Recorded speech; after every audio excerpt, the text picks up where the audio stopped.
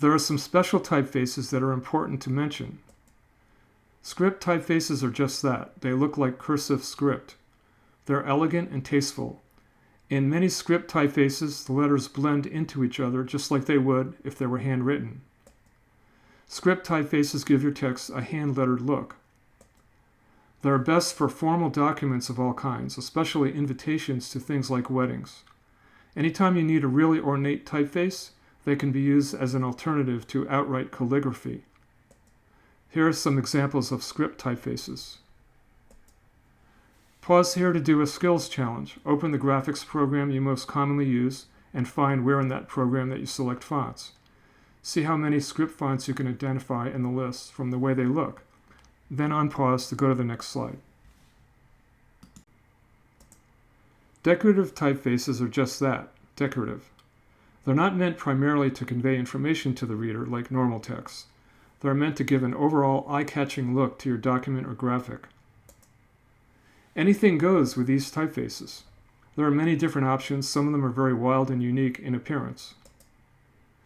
Use these only for special purposes, and when you use them, use only large type. Here are just a few of the many examples of decorative typefaces.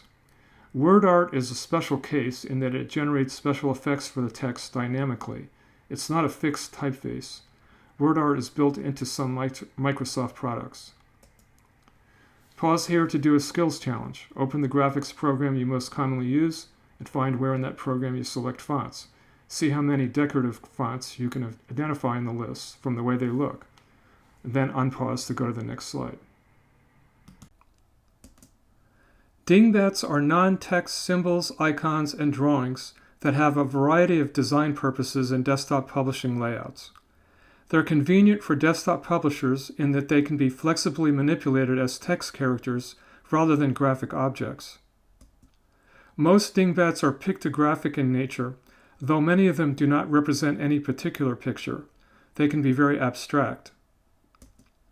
They can be used in many different kinds of contexts as dividers and ornamentation in invitations, menus, and signage. Bullets are icons in documents, and symbols like arrows, stars, and check marks. Here are some examples of dingbat typefaces. Here's another skills challenge.